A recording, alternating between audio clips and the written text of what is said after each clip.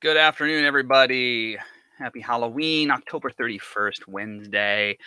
I want to do a quick sanity check here. I am actually new to streaming on YouTube as a streaming platform. So trying to actually figure out how to tell who's here live because I'm seeing indications in the morning that there are people on the stream.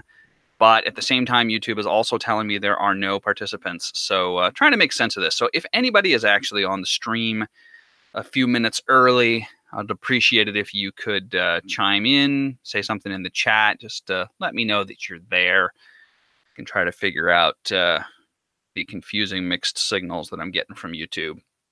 So if anybody's there right now, a couple minutes before the close, just chime in on chat, would you please?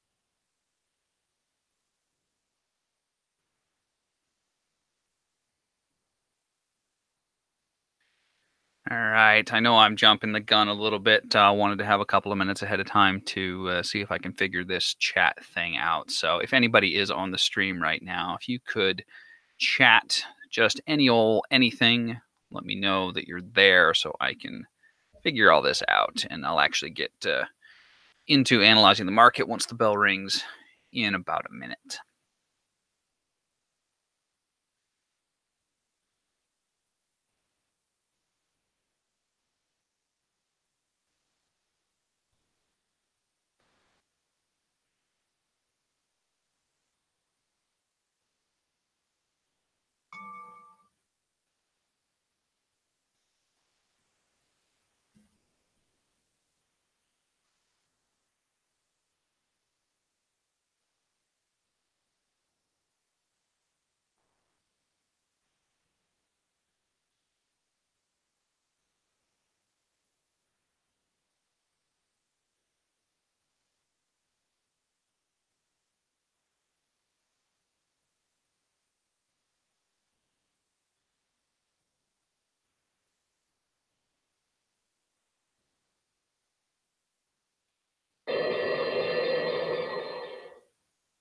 Well, that is the closing bell. So with that, go ahead and get started. Once again, if anybody is actually on the stream live and not watching this on replay later, if you could chime in the chat just so that I know you're there so I can figure out this whole YouTube live chat thing, that would be great. So welcome, everybody. This is Jonathan van Clute with Stock Navigators at the market close, 1 p.m. Pacific, 4 p.m. Eastern on Wednesday, October 31st. It is Halloween. So happy Halloween to everybody who appreciates this particular holiday, especially if you plan to go out and do any trick-or-treating tonight with the kids or anything like that, have any special events planned. I hope you have a great time. Hope it's a nice, good, fun, and safe evening for you all. So with that, let's actually take a look at what happened today in the markets. No big surprise, volatile day today, but definitely today was a day dominated by the bulls. There's no question about that at all. We saw that setting up first thing this morning. We talked about it actually in the morning review. And you can see here that we broke the box, broke the 60-minute box, that is, to the upside just a little bit before 6 a.m. and in the 5 a.m. hour. And then once the close happened, started taking off to the upside. Now, we did get that pullback to the top of the zone that I was talking about. So that was an excellent entry opportunity there on that pullback to the top of the buy zone, because at that point, it just took off to the upside. did do a significant retracement, but retraced higher than the sell zone or buy zone rather, excuse me, retraced higher than the buy zone. So again, you were still in. If you got in back here, you stayed in and you were able to just hang in there as long as you could handle the volatility swings all the way up until somewhere in this range. And now, of course, just in the last 10 minutes or so, we have seen a huge amount of profit taking and all of a sudden retraced almost the entire day. So we're ending up with giving back a significant amount of the action today, at least during the U.S. section, so the U.S. session.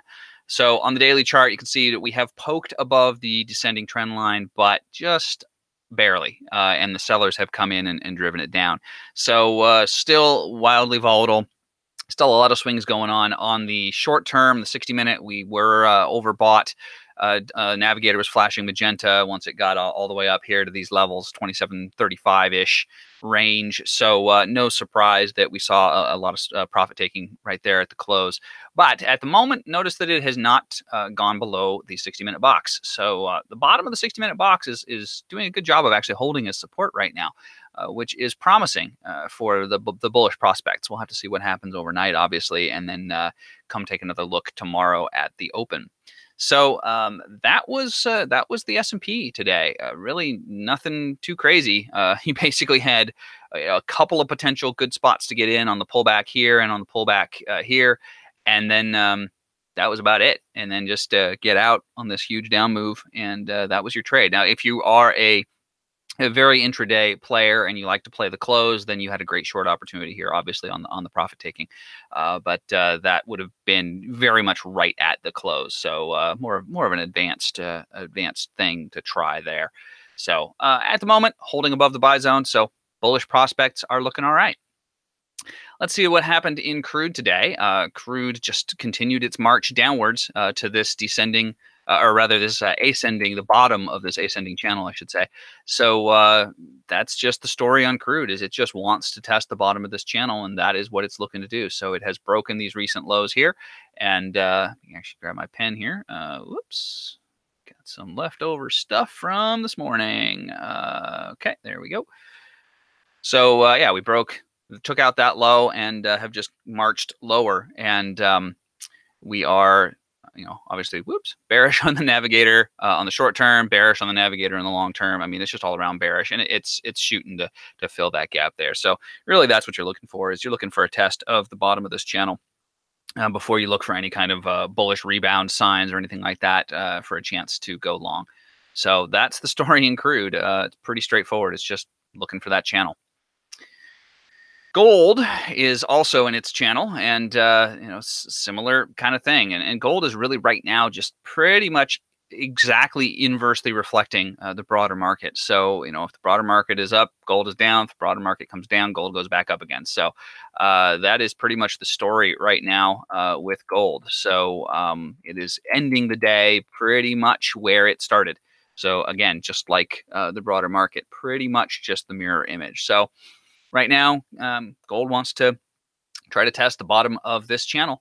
And as long as the market continues to sort of inch its way upwards, then gold will probably inch its way downwards. And that's what we'll be looking at. So the real test will come when we get closer to the zero line here on the daily chart. And what happens then? Does the markets experience a significant recovery? In which case we would expect to see the Navigator actually go across the zero line and head into the negative on gold, and that would go hand in hand with a market rebound recovery, some kind of bullish sentiment entering the broader market. So not a whole lot to say about gold, other than it's just doing the opposite of the broader market. Now, Bitcoin, the crypto universe, has had an interesting little spike here today. We had this kind of crazy sudden move here, which we've experienced a number of times. This has happened. We've had these big spikes and big spikes and big spikes. And this one spiked right up to this sell zone. I mean, right to it. And then gave up and pulled back. But pulled back significantly higher than it has been in a while. So it's above this channel. So that is a promising sign. If you are a crypto bull, then that's a good sign. We want to see this kind of hold as support And if that can happen, and we continue to get green Navigator, we've crossed the zero line. If that continues, and if we eventually on the longer term get across of the zero line green on the daily, then we have some opportunity for bullish momentum to finally come in, and then we just need to break this sell zone and get through it, because it is a pretty significant one, and it's got a lot of distance to cover there. So still, Bitcoin's got a big job ahead of it to get up through that zone. But at the moment, anyway, it does look like the bullish momentum that has been building here on the Navigator is finally spilling over, and we are getting some actual action based on that sentiment. So, again, you're looking for this channel basically to hold. You want this area here to act as support. That is what we're talking about. All this congestion here, that's our support area. And as long as that holds, then there's a good chance we will continue to see some bullish momentum to the upside in Bitcoin. But as I've said many times before, there's so much overhead resistance. There's a lot of stuff that Bitcoin's going to have to get through. It's going to have to cross so many different levels to the upside to really get back up into truly bullish territory. So it's got a big job ahead of it. And now let's finish up with natural gas. We'll just take a quick peek at that. And natural gas actually broke to the upside today. So it tested twice, tried to get over this descending trend line, couldn't do it, and third time's the charm, which happens a lot. We get the original initial push in one direction, and then you get the saying, the way I heard it phrased was, first time fade, second time go with. And that's what we've had today. We have the first time back to this zone, it got faded. Second time back to this zone, went with it. So this is the new direction now, is heading to the upside. Now it does have this big sell zone overhead though, so it's going to be interesting to see what happens if it can push up that high, because there's a lot of potential selling pressure sitting right up there. So I would still be wary of wanting to go long at these levels. But if you are interested in being a bear on natural gas, then you're probably waiting for it to get somewhere up into this kind of range here. Somewhere in there would be a good opportunity potentially to short, relatively low risk opportunity. And you've got a lot of room here to cover to get back down to the buy zone down here, which is typically what nat gas has been doing, is testing that buy zone and then testing the sell zone and bouncing back and forth between those two. So that is kind of the longer term natural gas play as I see it. Right this moment, however, there's no question at all who's in charge. The bulls have definitely been picking up steam, building their strength here. We are still descending on the Navigator, but it is still well above the zero line. So unless it crosses below the zero line and holds and makes a more significant move down below, then we are likely to still see some increased bullish move in nat gas. We're above the box, above the daily box, that is, and we are actually above the 60-minute box as well. So very bullish right now for natural gas. We do still have the previous highs here that it's going to need to climb over. It did manage to take out these highs here, but only just barely. It's kind of holding right at them right now. So, there's a possibility that actually these are going to end up holding.